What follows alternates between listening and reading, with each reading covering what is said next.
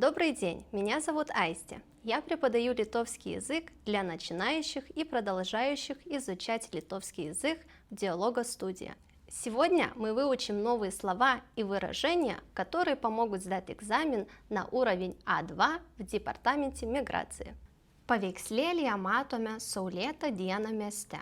Dangus yra šviesiai mėlynas. Jame matome kelis baltus debesis. Aplink yra daug žalių medžių.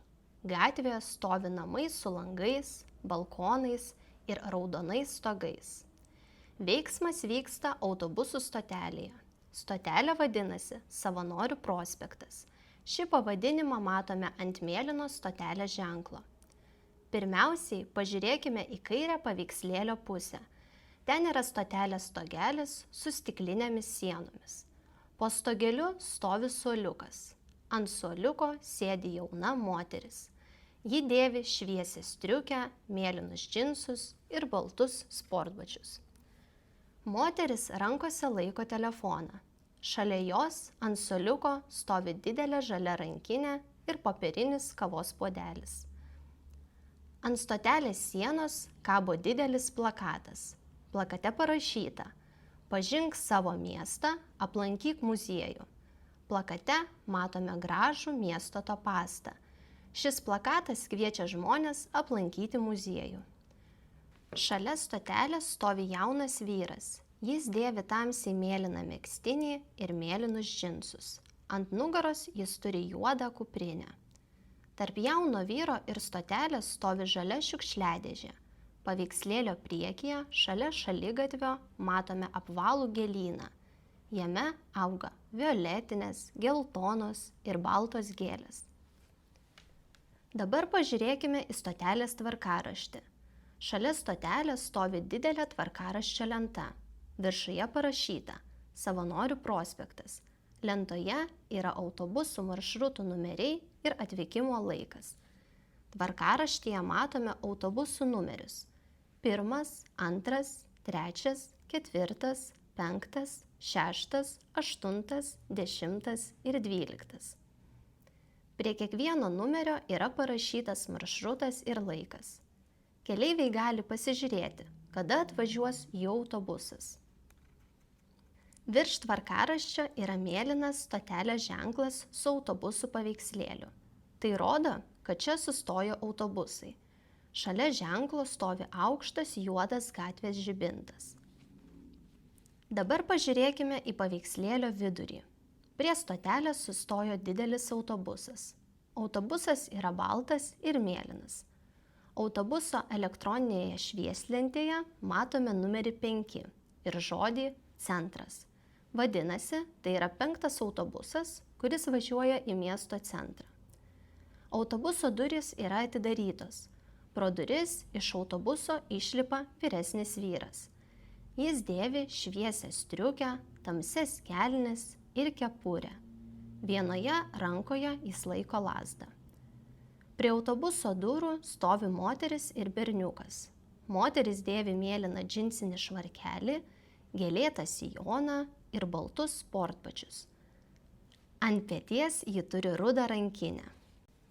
Šalia moters stovi berniukas. Jis dėvi raudoną kepurę, geltoną megztinį ir mėlynus džinsus. Ant nugaros jis turi žalią kuprinę su mažu dinozauru. Dabar pažiūrėkime į autobusą. Priekyje sėdi vairuotojas. Jis dėvi mėlyną uniformą ir vairuoja autobusą. Vairuotojas atrodo ramus ir draugiškas. Autobuso viduje matome daug keleivių. Vieni keleiviai sėdi, kiti stovi. Autobusų viduje yra geltoni turėklai. Keleiviai gali už jų laikytis, kai autobusas važiuoja. Ant autobuso priekinės dalies taip pat matome ženklus žmonėms su negale ir tėvams su vaikais. Dešinėje paveikslėlio pusėje matome kelią ir vieną tamsų automobilį. Toliau yra medžiai, namai ir balkonai su gėlėmis.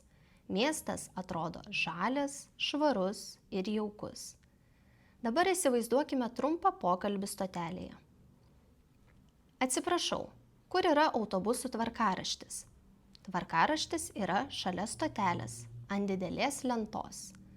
Kelintą valandą atvažiuoja autobusas? Pažiūrėkite į laiką prie maršruto numerio. 5 autobusas jau atvažiavo. Ar šis autobusas važiuoja į centrą? Taip, tai yra 5 autobusas. Jis važiuoja į centrą. Ar čia sustoja 6 autobusas? Taip, 6 autobusas yra šios stotelės tvarkaraštyje. Kelintą valandą atvažiuoja 3G autobusas? Atsiprašau, šiame tvarkaraštyje 3G autobuso nematau. Jums reikia kitos stotelės. Ačiū už pagalbą. Prašau. Kai nežinome, kuriuo autobusu važiuoti, pirmiausiai galime pažiūrėti į tvarkaraštį. Ten matome autobuso numerį, kryptį ir atvykimo laiką. Taip pat galime paklausti kito keleivio arba vairuotojo. Jeigu mums reikia persėsti, pirmiausiai įlipame į vieną autobusą. Tada išlipame reikiamoje stotelėje ir laukiame kito autobuso.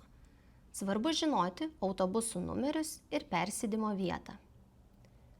Šioje iliustracijoje matome daug žmonių, kurie laukia autobuso. Išlipa iš jo arba ruošiasi įlipti.